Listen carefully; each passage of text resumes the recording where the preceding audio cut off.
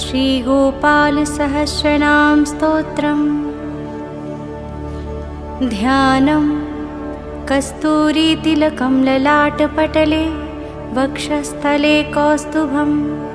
नासाग्रे वरमौक्तिकं करतले वेणुकरे कङ्कणं सर्वाङ्गे हरिचन्दनं सुललितं कण्ठे च मुक्तावली गोपस्त्रीपरिवेष्टितो विजयते गोपालचूडामणिः फुल्लेन्दिवरकान्तिमिन्दुवदनं बर्हावतं सप्रियं श्रीवत्साङ्गमुदाकारकौस्तुभधरं पीताम्बरं सुन्दरं गोपीनां नयलोत्पलार्चिततनुं गोगोपसङ्गावृतं गोविन्दं कलवेणुवादनपरं दिव्याङ्गभूषण भजे। स्तोत्रम्। ॐ क्लीं देवः कामदेवः कामबीजशिरोमणि श्रीगोपालो महीपालः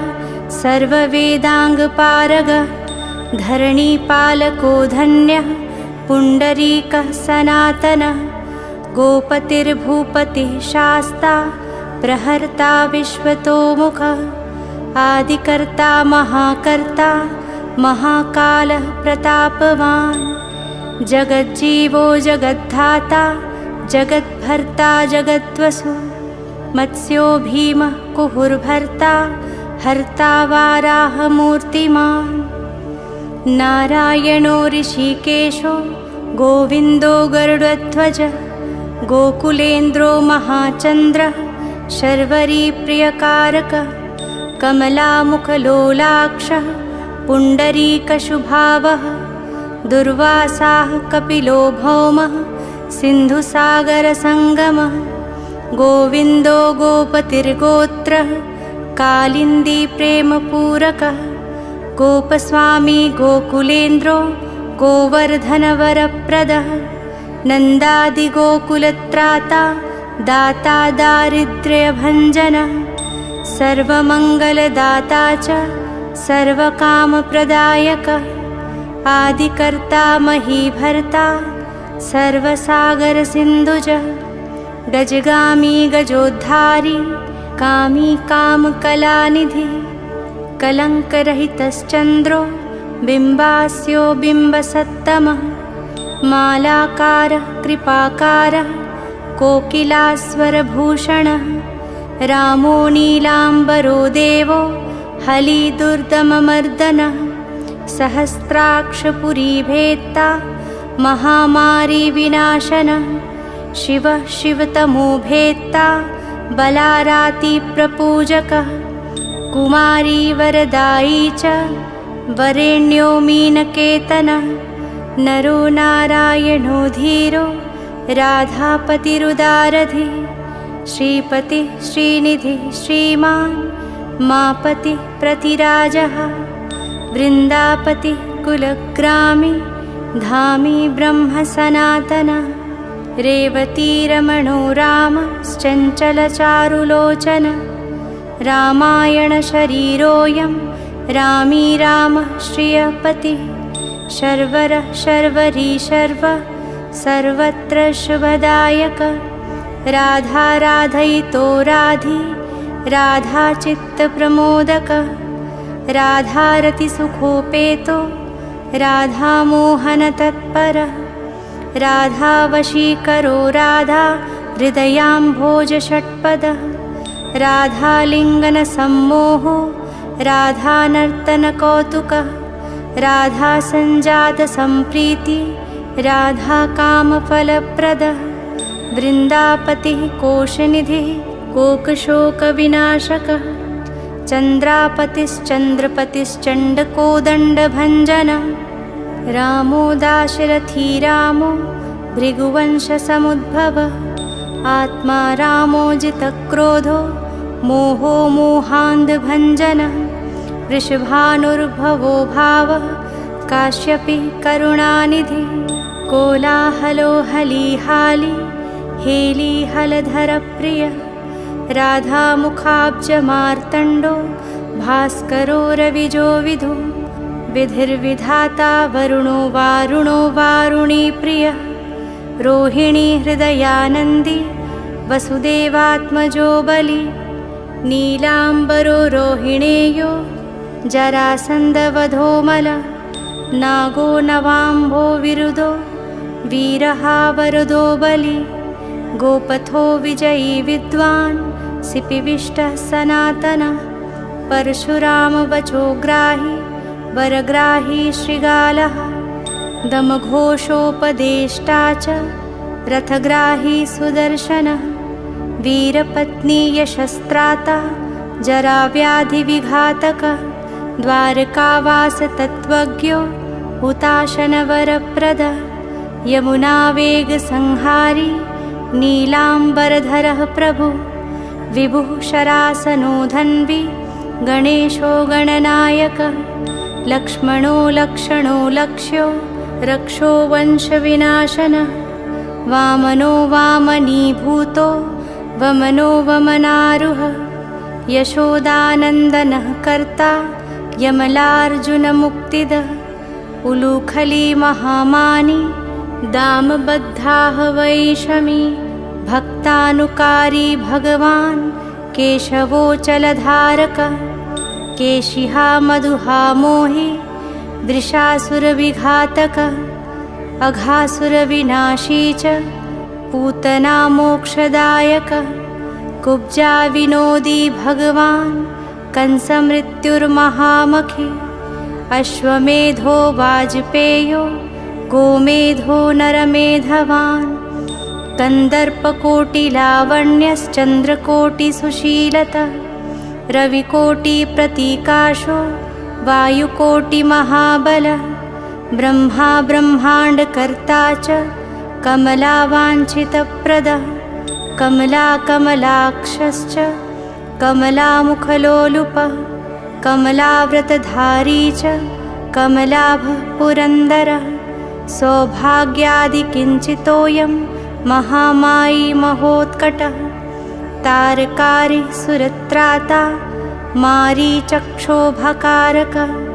विश्वामित्रप्रियोदान्तो रामो राजीवलोचनः लङ्काधिपकुलध्वंसी विभीषणवरप्रदः सीतानन्दकरो रामो वीरो वारिधिवन्दनः खरदूषणसंहारी साकेतपुरवासनः चन्द्रावलीपतिः कूलः केशीकंसवधोमरः माधवो मधुहा माध्वी माध्वीको माधवो मधु मुञ्जाटवीगाहमानो धेनुकारिर्धरात्मज वंशीवटविहारी च गोवर्धनवनाश्रयः तथा तालवनोद्देशी भाण्डीरवनशङ्खः तृणार्वतकथाकारी वृषभानुसुतापतिः राधाप्राणसमो राधा वदनाब्जमधुव्रतः गोपीरञ्जनदेवज्ञो लीलाकमलपूजितः क्रीडाकमलसन्देहो गोपिकाप्रीतिरञ्जनः रञ्जको रञ्जनो रङ्गो रङ्गीरङ्गमहीरुहः कामः कामारिभक्तोऽयं पुराणपुरुषः कविः नारदो देवलो भीमो बालो बालमुखाम्बुजः अम्बुजो ब्रह्मसाक्षी च योगी दत्तवरो मुनिः ऋषभः पर्वतो ग्रामो नन्दीपवनवल्लभः पद्मनाभः सुरज्येष्ठो ब्रह्मारुद्रो हि भूषितः गणानां त्राणकर्ता च गणेशो ग्रहिलो ग्रही गणाश्रयो गणाध्यक्ष क्रोडीकृतजगत्त्रयः यादवेन्द्रो द्वारकेन्द्रो मथुरावल्लभोधुरी भ्रमरः कुन्तली कुन्ती सुतरक्षी महामखी यमुनावरदाता च काश्यपस्य वरप्रदः शङ्खचूडवधोद्दामो गोपीरक्षणतत्परः पाञ्चजन्यकरो रामी त्रिरामी वनजो जयः फाल्गुनः फाल्गुनसखो विराधवधकारकः रुक्मिणी प्राणार्थाश्च सत्यभामा प्रियङ्कर कल्पवृक्षो महावृक्षो दानवृक्षो महाफल अंकुशो भूसुरो भामो भामको भ्रामको हरिः सरलः शाश्वतो वीरो यदुवंशी शिवात्मक प्रद्युम्नो बलकर्ता च प्रहर्ता दैत्यः प्रभु महाधनो महावीरो वनमाला विभूषण तुलसीदामशोभाढ्यो जालन्धर विनाशन शूरः सूर्यो मृकण्डश्च भास्करो विश्वपूजितः रविस्तमोहावह्निश्च वाडवो वडवानल दैत्यदर्पविनाशी च गरुडो गरुडाग्रज गोपीनाथो महीनाथो वृन्दानाथो वरोधक प्रपञ्ची पञ्चरूपश्च लतागुल्मश्च गोपतिः गङ्गा च यमुना रूपो गोदावेत्रवती तथा कावेरी नर्मदा तापी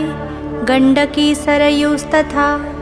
राजसस्तामसः सत्त्वी सर्वाङ्गी सर्वलोचन सुधामयो मृतमयो योगिनी वल्लभः शिवः बुद्धो बुद्धिमतां श्रेष्ठो विष्णुर्जिष्णुः शचीपतिः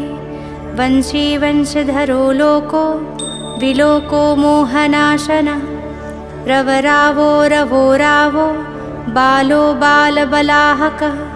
शिवो रुद्रो नलो नीलो लाङ्गलीलाङ्गलाश्रय पारदः पावनो हंसो हंसारूढो जगत्पतिः मोहिनी मोहनो मायी महामायो महामखी वृषो वृषाकपिः कालः काली दमनकारकः कुब्जा भाग्यप्रदो वीरो रजकक्षयकारकः कोमलो वारुणो राजा जलजो जलधारकः हारकः सर्वपापघ्नः परमेष्ठी पितामहः खड्गधारी कृपाकारी राधारमणसुन्दर द्वादशारण्यसम्भोगी शेषनागफणालय कामः श्यामः सुखः श्रीदः श्रीपतिः श्रीनिधिः कृतिः हरिर्हरो नरो नारो नरोत्तमैषु प्रियः गोपाली चित्तहर्ता चकर्ता संसारतारकः आदिदेवो महादेवो गौरी गुरुरनाश्रयः साधुर्मधुर्विधुर्धाता भ्राता क्रूरपरायणः रोलम्बी च हयग्रीवो वानरारिर्वनाश्रयः वनं वनीवनाध्यक्षो महावन्द्यो महामुनिः स्यमन्तकमणिप्राज्ञो विज्ञो विघ्नविघातकः गोवर्धनो वर्धनीयो वर्धनीवर्धनप्रियः वर्धन्यो वर्धनो वर्धि वार्धिन्यः सुमुखप्रियः वर्धितो वृद्धको वृद्धो वृन्दारकजनप्रियः गोपालरमणी भर्ता साम्बकुष्ठविनाशन रुक्मिणीहरणः प्रेम प्रेमी चन्द्रावलीपतिः श्रीकर्ता विश्वभर्ता च नरो नारायणो बलि गणो गणपतिश्चैव दत्तात्रेयो महामुनि व्यासो नारायणो दिव्यो भव्यो भावुकधारक स्वः श्रेयसं शिवं भद्रं भावुकं भविकं शुभं शुभात्मकः शुभः शास्ता प्रशास्ता मेघनादः ब्रह्मण्यदेवो दीनानामुद्धारकरणक्षमः कृष्णः कमलपत्राक्षः कृष्णः कमललोचनः कृष्णः कामी सदा कृष्णः समस्तप्रियकारकः नन्दो नन्दी महानन्दी मादी मादनकः किली मिली हिली गिली गोली गोलो गोलालयो गुली गुग्गुली मारकी शाखी वटः पिप्पलकः कृति मलेच्छः कालहर्ता च यशोदायश एव च अच्युतः केशवो विष्णुर्हरिः सत्यो जनार्दनः हंसो नारायणो लीलो नीलो भक्तिपरायणः जानकीवल्लभो रामो विरामो विघ्ननाशनः सहस्रांशुर्महाभानुर्वीरबाहुमहोदधिः समुद्रोब्धिर्कूपारः पारावारः सरित्पतिः गोकुलानन्दकारी च प्रतिज्ञापरिपालकः सदा रामः कृपारामो महारामो धनुर्धरः पर्वतः पर्वताकारो गयो गेयो द्विजप्रियः कम्बलाश्वतरो रामो रामायणप्रवर्तकः द्योर्दिवो दिवसो दिव्यो भव्यो भाविभयापः पार्वती भाग्यसहितो भ्राता लक्ष्मीविलासवान् विलासी साहसी सर्वी गर्वी गर्वितलोचनः मुरारीर्लोकधर्मज्ञो जीवनो जीवनान्तकः यमो यमारिर्यमनो यामी यामविधायकः वंसुलीपांसुलीपांशु पाण्डुरर्जुनवल्लभः ललिताचन्द्रिका माली माली मालाम्बुजाशयः अम्बुजाक्षो महायक्षो दक्षिश्चिन्तामणिः प्रभुः मणिर्दिनमणिश्चैव केदारो बदराश्रयः बदरीवनसम्प्रीतो व्यासः सत्यवतीसुतः अमरारिनिहन्ता च सुधासिन्धुर्विधूदयः चन्द्रो रविः शिवः शूली चक्री चैव गदाधरः श्रीकर्ता श्रीपतिः श्रीदः श्रीदेवो देवकीसुतः श्रीपतिः पुण्डरीकाक्षः पद्मनाभो जगत्पतिः वासुदेवो अप्रमेयात्मा केशवो गरुडध्वजः नारायणः परं धाम देवदेवो महेश्वरः चक्रपाणिः कलापूर्णो वेदवेद्यो दयानिधिः भगवान् सर्वभूतेषु गोपालः सर्वपालकः अनन्तो निर्गुणोऽनन्तो निर्विकल्पो निरञ्जनः निराधारो निराकारो निराभासो निराश्रयः पुरुषः प्रणवातीतो मुकुन्दः परमेश्वरः क्षणावनिः सार्वभौमो वैकुण्ठो भक्तवत्सलः विष्णुर्दामोदरः कृष्णो माधवो मथुरापतिः देवकी गर्भसम्भूतो यशोदावत्सलो हरिः शिवः सङ्कर्षणः शम्भुर्भूतनाथो दिवस्पतिः अव्ययः सर्वधर्मज्ञो निर्मलो निरुपद्रवः निर्वाणनायको नित्यो नीलजीमूतसन्निभः कलाक्षयश्च सर्वज्ञः कमलारूपतत्परः ऋषिकेशः पीतवासो वसुदेवप्रियात्मजः नन्दगोपकुमारार्यो नवनीताशनः प्रभुः पुराणपुरुषः श्रेष्ठः शङ्खपाणिः सुविक्रमः अनिरुद्धश्चक्रधः शार्ङ्गपाणिश्चतुर्भुजः गदाधरः सुरार्तिघ्नो गोविन्दो नन्दकायुधः वृन्दावनचरः शौरिर्वेणुवाद्यविशारदः तृणावर्तान्तको भीमो साहसो बहुविक्रमः शकटासुरसंहारी बकासुरविनाशनः धेनुकासुरसंघातः पूतनारिर्नृकेसरी पितामहो गुरुः साक्षी प्रत्यगात्मा सदाशिवः अप्रमेयः प्रभुः प्राज्ञो अप्रतर्क्यः स्वप्नवर्धनः धन्यो मान्यो भवो भावो धीरः शान्तो जगद्गुरुः अन्तर्यामीश्वरो दिव्यो दैवज्ञो देवता गुरुः क्षीराब्धिशयनो धाता लक्ष्मीवान् लक्ष्मणाग्रजः धात्रीपतिरमेयात्मा चन्द्रशेखरपूजितः लोकसाक्षी जगच्चक्षुः पुण्यचारित्रकीर्तनः कोटिमन्मथसौन्दर्यो जगन्मोहनविग्रहः मन्दस्मिततमो गोपो गोपिकापरिवेष्टितः फुल्लारविन्दनयनश्चाणुरान्ध्रनिषूदनः इन्दीवरदलश्यामो बर्हिबर्हावतंसकः मुरलीनिन्दाहलादो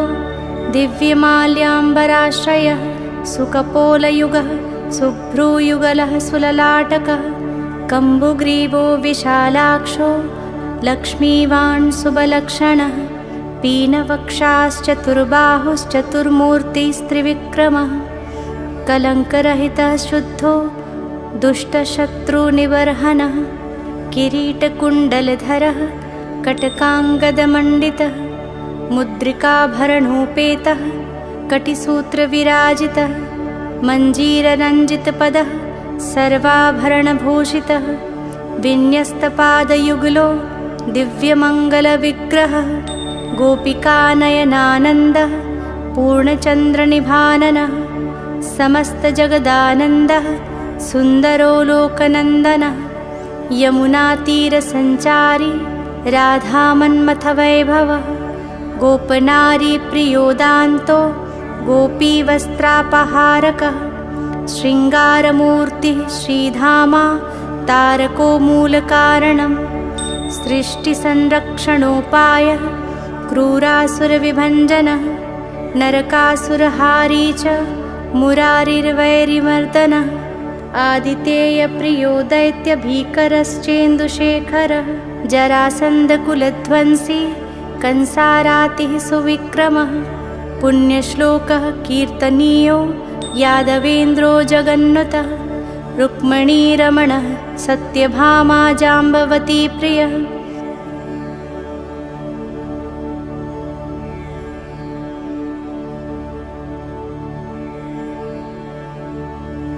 सर्वसौभाग्यसम्पन्नो द्वारकायामुपस्थितः भद्रासूर्यसुतानाथो लीलामानुषविग्रहः सहस्रषोडशशस्त्रीशो भोगमोक्षैकदायकः वेदान्तवेद्यः संवेद्यो वैद्यब्रह्माण्डनायकः गोवर्धनधरो नाथः सर्वजीवदयापरः मूर्तिमान् सर्वभूतात्मा आर्त्राणपरायणः सर्वज्ञः सर्वसुलभः सर्वशास्त्रविशारदः षड्गुणैश्वर्यसम्पन्नः पूर्णकामो धुरन्धरः महानुभावः कैवल्यदायको लोकनायकः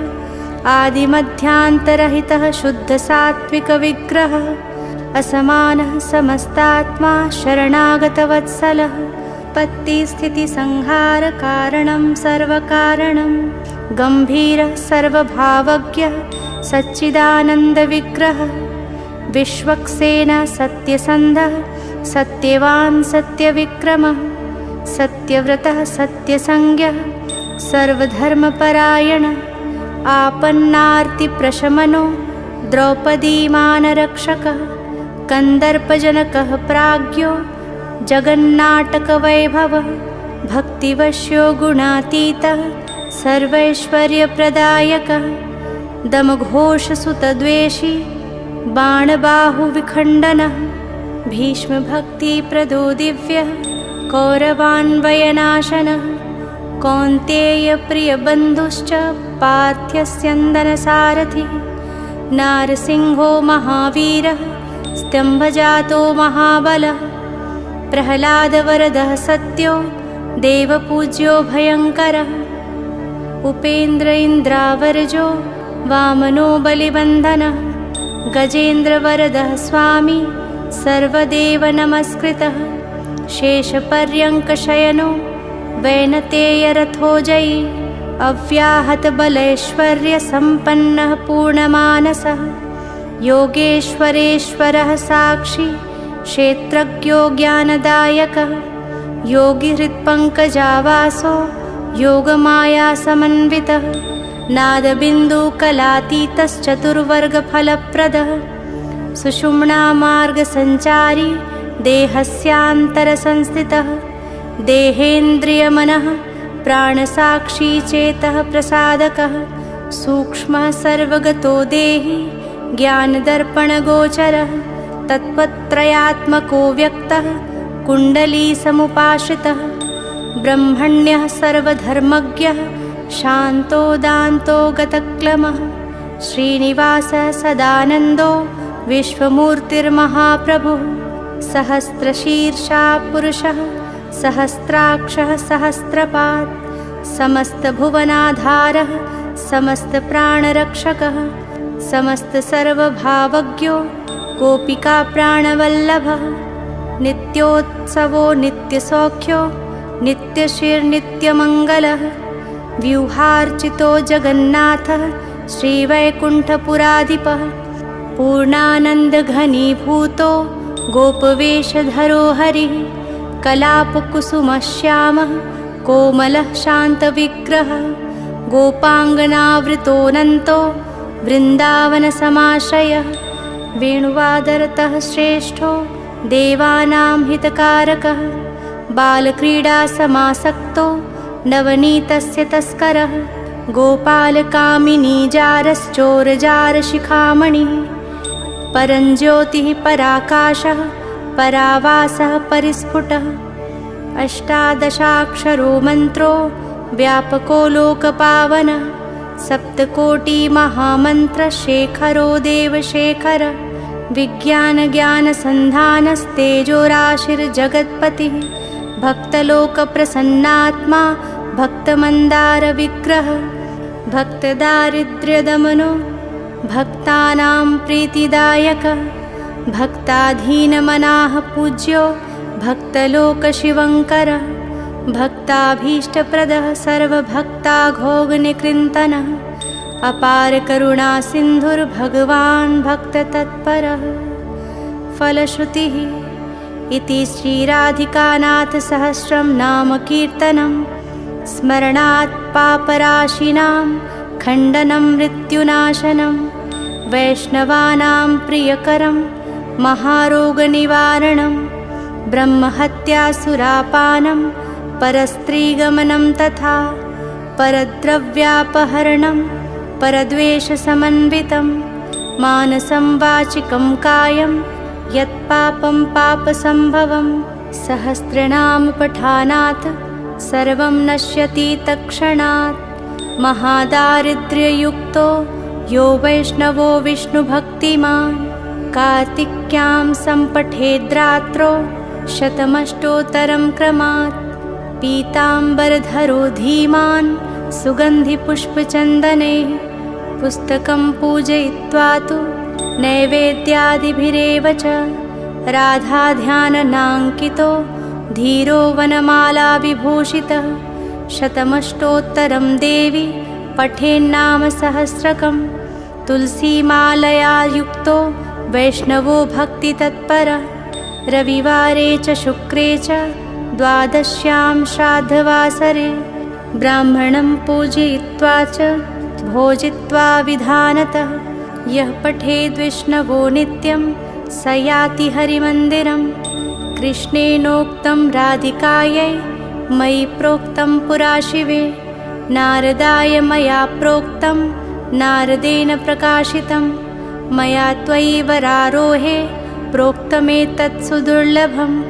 गोपनीयं प्रयत्नेन न प्रकाश्यं कथञ्चन शठाय पापिने चैव लम्पटाय विशेषतः न दातव्यं न दातव्यं न दातव्यं कदाचन